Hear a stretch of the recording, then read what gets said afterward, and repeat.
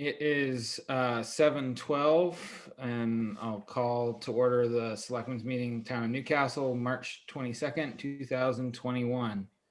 Does anyone have any amendments to the agenda? Seeing none, we'll move on to the minutes from March 8th, 2021. Do I have a motion to approve the minutes?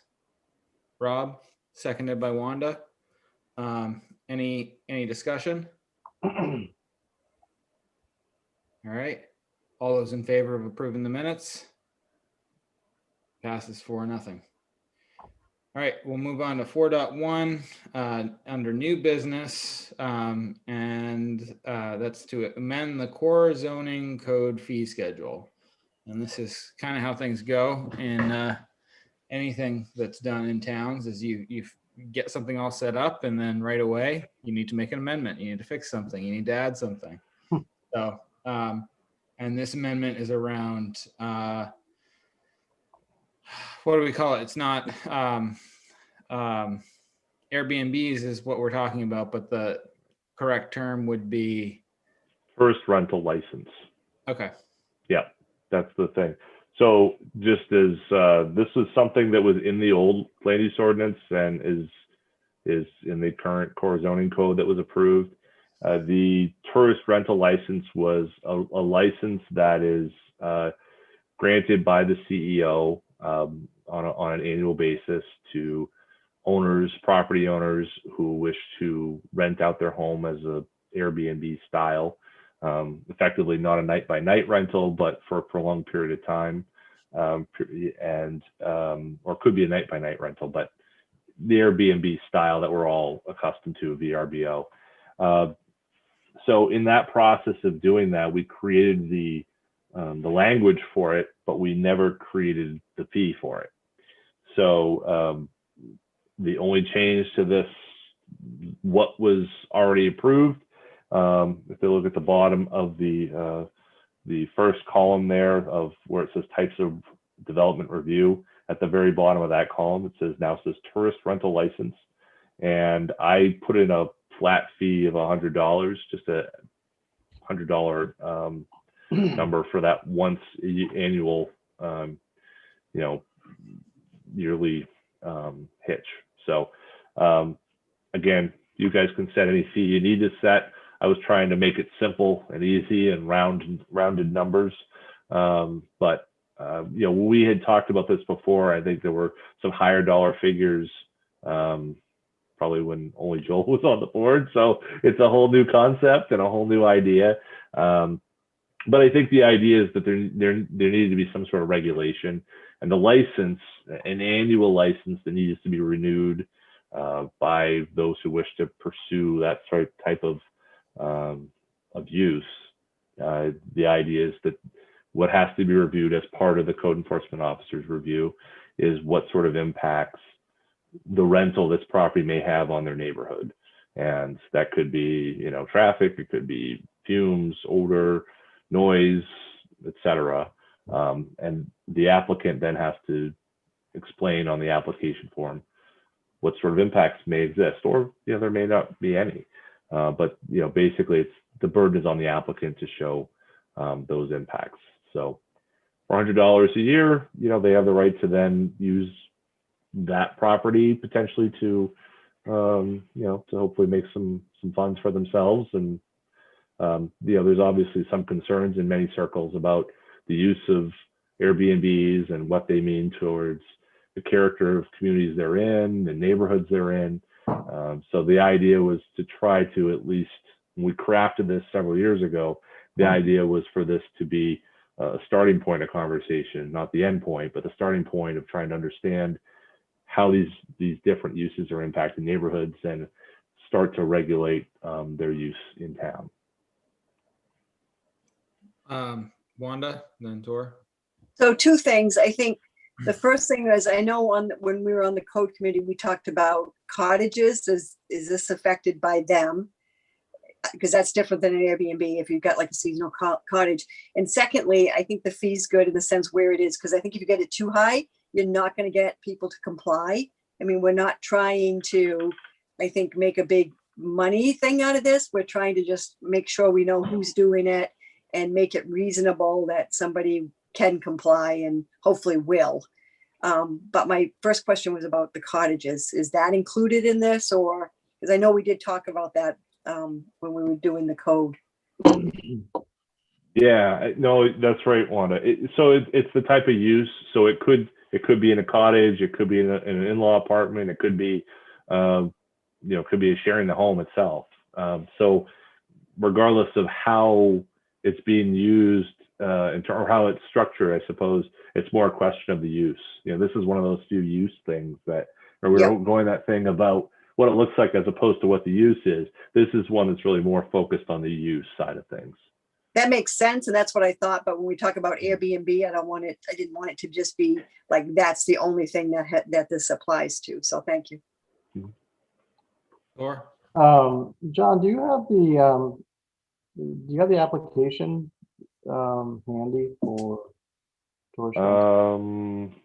I don't. I can pull it up. Yeah, I can pull it up. Let me do that. Actually, it may be the old application form, but which doesn't account for this question. But let me.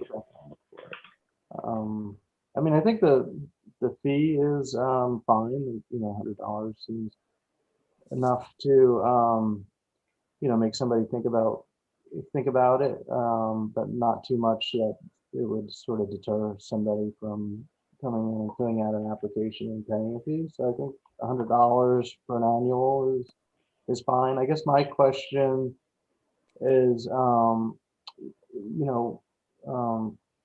is this the right place for that fee in the schedule? So I'm just wondering, this is I think of this similar to like a vendor ordinance, like a vendor, that would pay a fee, an annual fee to have a vendor stand. It's not the same as a liquor license, but it's one of these reoccurring fees. A dog license, you have to come in every year and fill it out. I feel like everything else on this fee schedule is directly pertaining to something that's being constructed. This is more of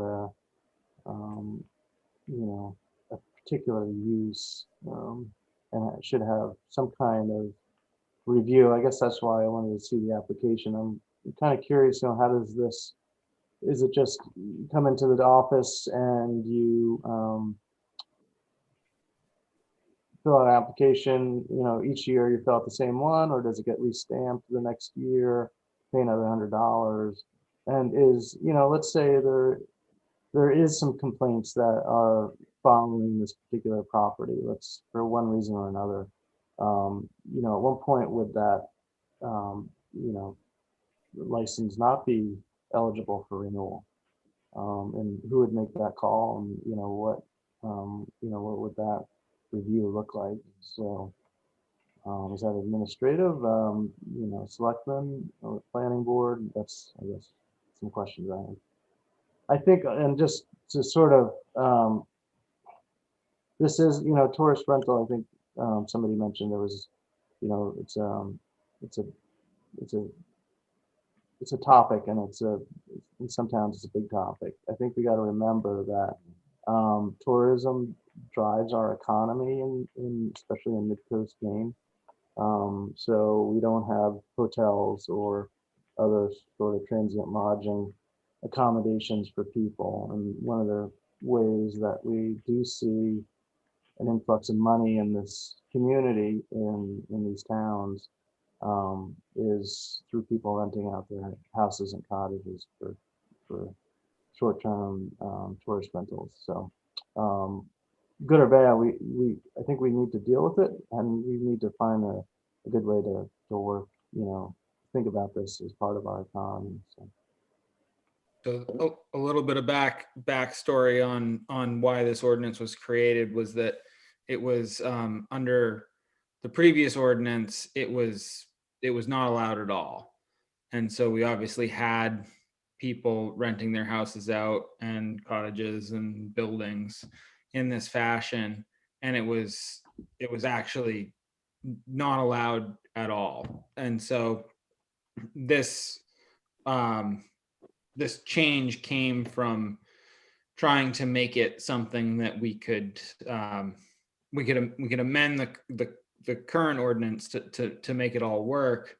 But I think also the conversation around it was that it's good to know where that's happening so that if there are complaints, they can be fielded. And I'm pretty sure, I haven't looked at the ordinance, the original ordinance we put together, but there was a line in there that, I mean, it very similar to our vendor ordinance where it could be denied if there was an issue. And I think, to your point too, I think it might be a good idea, just to keep everything clean, it might be good to throw the vendor ordinance into this fee schedule as well, just because if we have everything in one place, it makes it clearer. Because the problem with putting it somewhere else is it doesn't appear anywhere. So if someone comes in to look at a fee schedule and they say, oh, I have a tourist rental license, or I have a tourist rental, property, I didn't realize that I was supposed to fill out an application for that, I'll do that.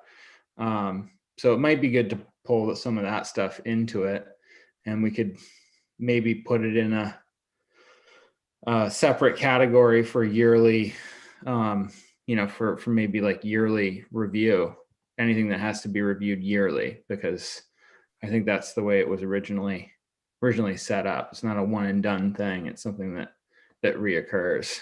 But that's just a thought. Rob, do you mind if I just want to show the ordinance, if I could, because I feel like I want to make sure you guys can see what we've got here.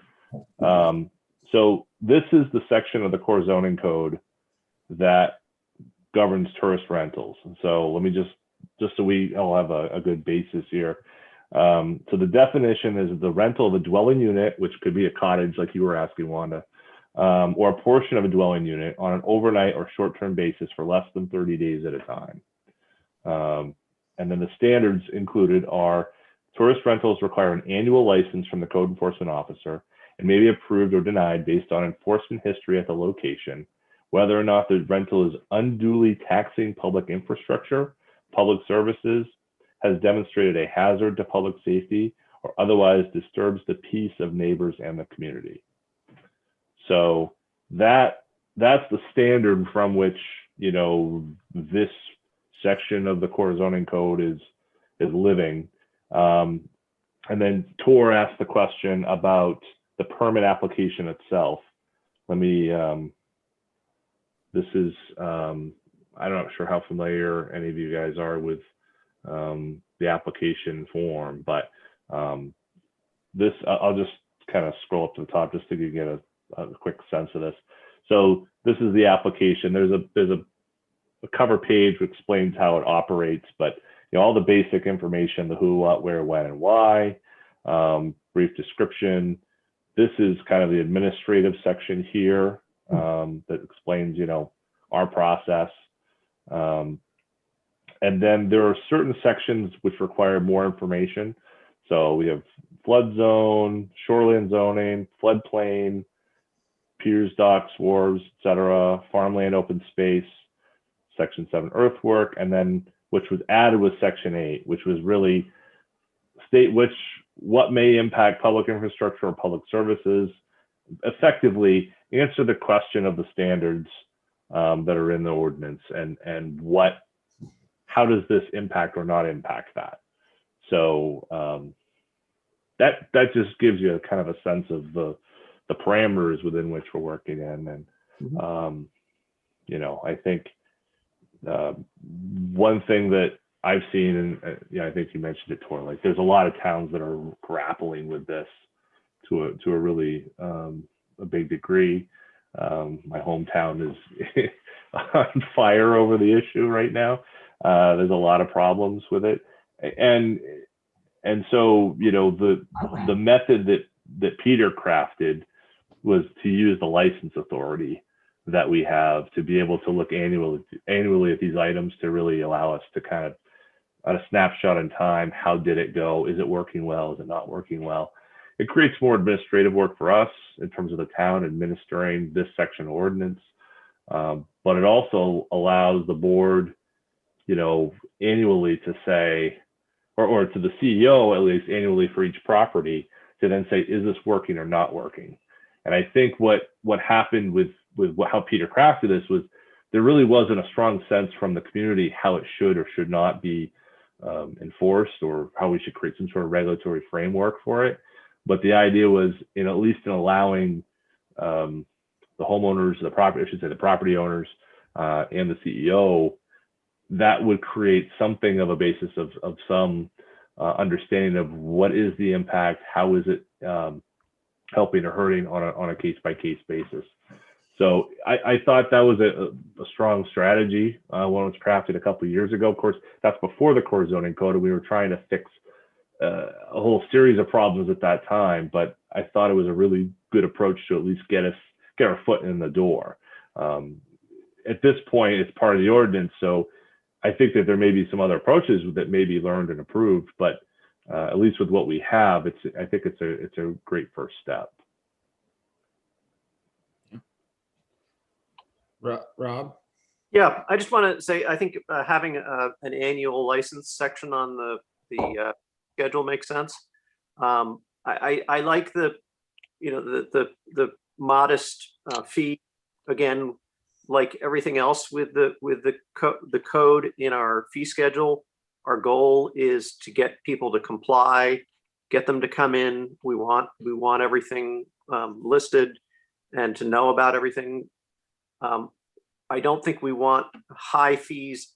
We're not going to try to regulate this with fees. I think that this is a great, our annual review is a great mechanism to understand what's going on. If in Newcastle it becomes a problem, as it is in other towns, I think this gives us the ability to then go in and figure out better regulation if we need it. But for now, I think it's a good first step. We want to encourage everyone to register so we know what's happening, and not charge them a huge amount. So I think I like this process. Wanda? No, I was just thinking in the core code, it's very clear and precise as to what this means. I think if you read that, you know exactly what this means. So I'm just wondering if there should be a reference on the application to that. It can just be a simple little where to find it in the code, in the core code. But I think, that way, if anybody had any questions, because that's pretty clear, when you read that little paragraph, it's pretty clear of what this is about. And, and if you follow the rules, you do it every year. And if you don't, then maybe you don't get it next year. But that's just a thought. If we could kind of cross-reference it just somehow simply, very simply, as to where to find it, even if it just helped the town office team find it if somebody came in and had a question. So Good idea. Tor? I think the give and take on this is, well, first, I think this is a zoning, this is a zoning issue. So yeah, I think it belongs appropriately on this list of fees. And I think it's something that we should keep on our radar, sort of, at all times. I think because it is a zoning issue, the give and take on this, that's the confrontation within other towns, is the more properties or rentals that are set aside for tourist rentals, the less available housing you have for people that want to live there. So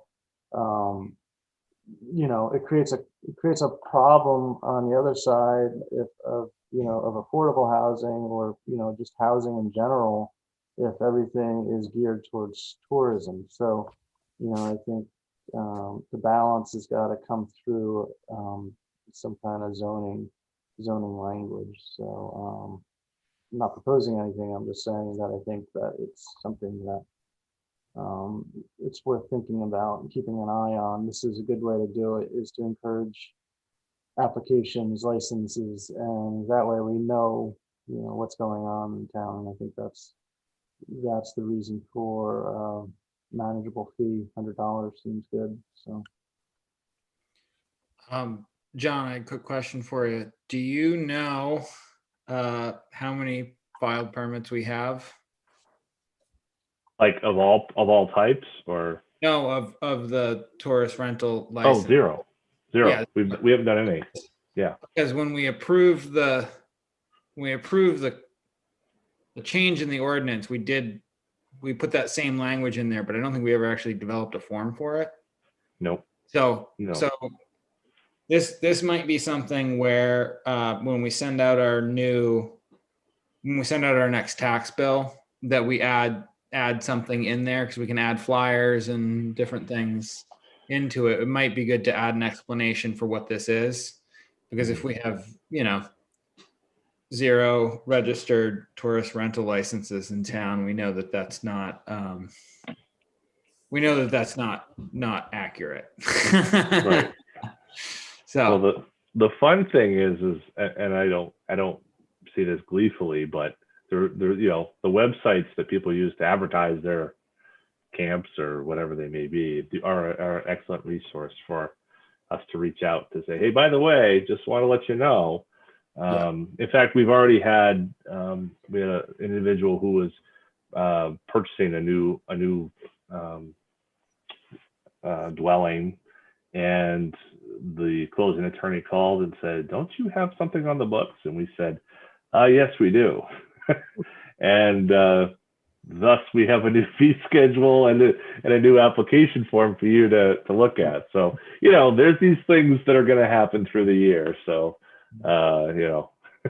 thanks to those new owners and their eagle-eyed attorney for finding these things. So, hey, everybody helps us do our job better. You know what I mean? So that's all the better. We're not perfect, far from it. So all the more. Yep. And I mean, do you think it would be appropriate to put the vendor ordinance on this as well, or should we keep that as a standalone? The only reason I didn't do anything was just because this was part of the fee schedule just says core zoning code. Yeah. But I hear what you're saying. I mean, it is one of those oddball situations. The other thing is that some of these items on the fee schedule they're not technically core zoning code, right? They're these other ordinances that we have that kind of work separate, but on a parallel plane.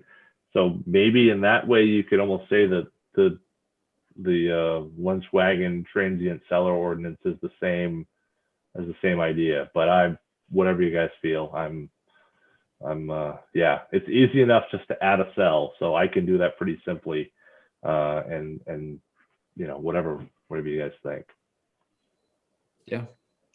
I mean, I think it would be a good idea to just have everything in one place so that it was clear, and if anyone had any questions, but I don't know. Does that sound appropriate to everyone else, or should we keep it the way it is? I think so. Having an annual licenses section makes sense. Yeah. Well, Wanda, what do you think? Yeah. Tor? Yeah, I agree. yeah, I think so having a section for it makes sense.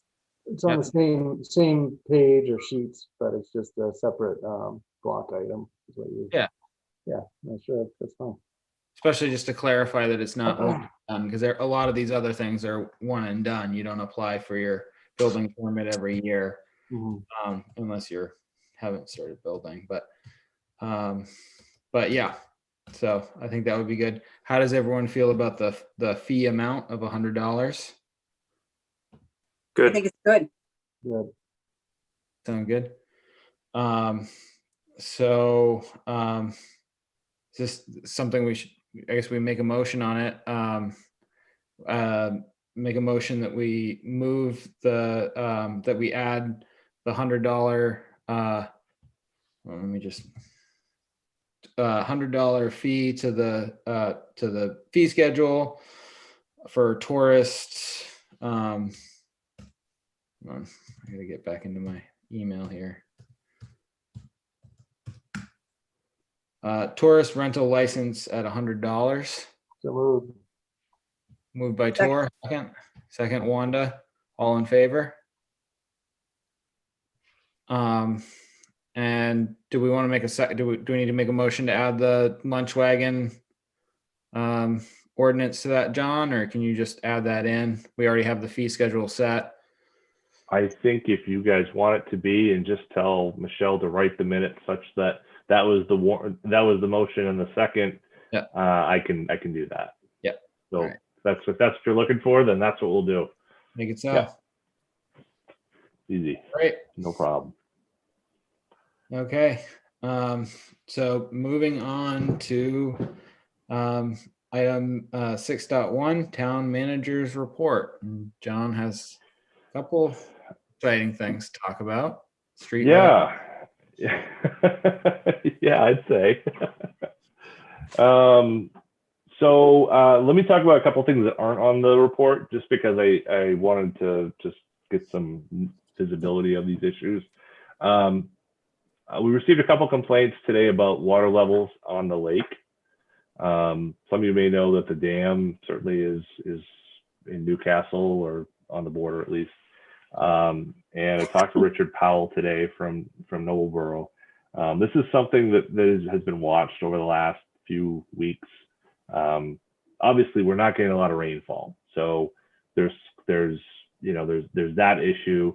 And this is the period of time when the hydroelectric turbines are actually able to work. So they've been moving water through. I spoke with the company, Kruger Electric, who owns the dam, and they've pledged to stop this week generating electricity. They have really a pretty finite amount of time when they can actually generate power due to their agreement. So that means that they really only have it's about 3 months, I guess, that they can actually generate power from there. And then of course they have to stop in time for the alewives and all the work the fish ladder. So, but due to the low levels, and there is, in addition, there's also a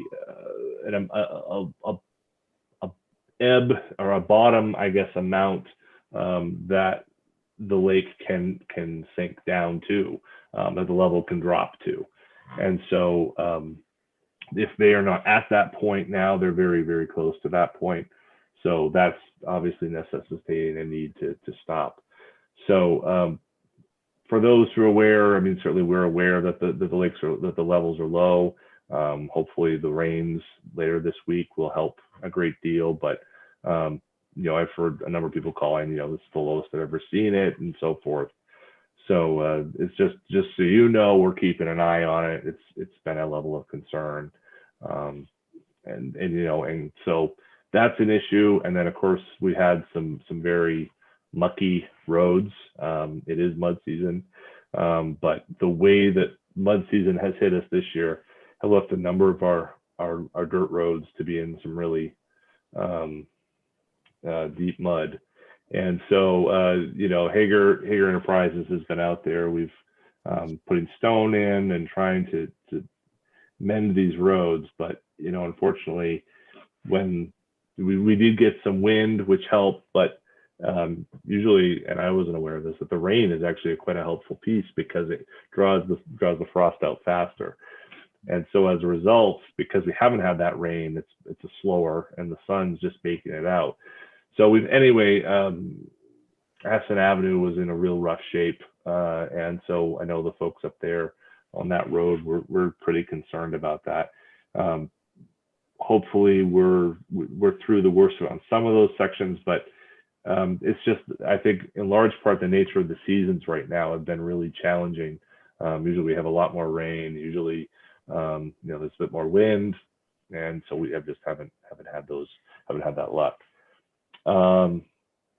In terms of elsewhere on the report, as we're talking about, the streetlights have largely been put up. There's a few areas where they have not gone up yet. A couple of notable areas, including the decoratives on Academy Hill and the replacement of the decoratives on the bridge. So that's supposed to happen this week. So look out for that. So there will be changes for folks who are watching. There will be changes in where the locations are. Spoke with someone today who was like, "Hey, the light's out." It hasn't been out. I said, "Well, there isn't a light there anymore. So you're for some folks, lights are moving and people, you know, they're a bit, I wouldn't say uncomfortable, but not used to where they are. A lot of the lights have been moved to intersections and places for public safety needs. So see a lot of that. If there are issues or concerns, we certainly want people to call. We'll work with folks to try to make it a good scenario. We don't yet have control of those remote controls, those smart controls. We don't have them yet because effectively the project is still in the hands of the contractor. So once we have those, then we'll have some control over dimming and frequency and when they're on and when they're off and all those other things that are part of that package, but we don't yet have that. And so again, that could be this week, hopefully. But if you have questions, feel free to call the office, certainly. We talked about there is the COVID funds that was released, obviously, since you met, the president signed and Congress approved the ARP. So according to those proposal, we're due to get about $180,000 from that. How that will play out and what the exact rules are, we don't yet know. Everything I've seen is that there will be 2 disbursements of funds, one in June, one next fiscal year for us. And then the question is how those funds can be used, largely something related to COVID-19. There needs to be unexpected costs, losses of revenue, et cetera. So there needs to be some sort of connection there. But we don't have a lot of details on that at the moment. We talked about the review for Bucky, and then taxes are due. So taxes are due next week. Certainly hope everyone can come in and drop by, put it in the Dropbox. We can email receipts. If you want your receipt back, we can mail it back to you. A whole bunch of different issues with that. Oh, and one other item, we still have papers available for selectmen. So and school board, and I believe Great Salt Bay Sanitary. So people have interest, feel free to give the office a call and tell you what you need to do and how you go through that process.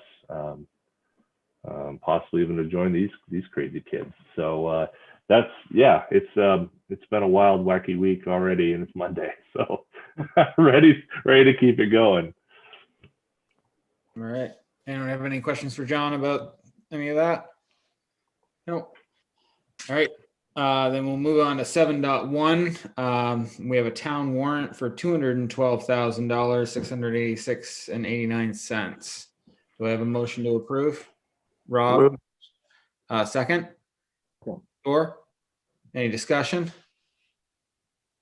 I have a question. Just on that refund for Coastal Boat Works, John. Yep. Is that reconciled? Is that the correct amount? I guess I should say. Yes. Okay. Yeah. So I'm glad you mentioned that, Tor. I quoted the incorrect amount on what the new permit fee would have been. I think I was saying $550. It actually was $925. Was the correct amount of the new permit. So the amount shown in the warrant here of $2,225 is the difference between what was paid for the permit application in, I think, November, December, and the $925, which was the corrected amount for the new permit under the new fee schedule.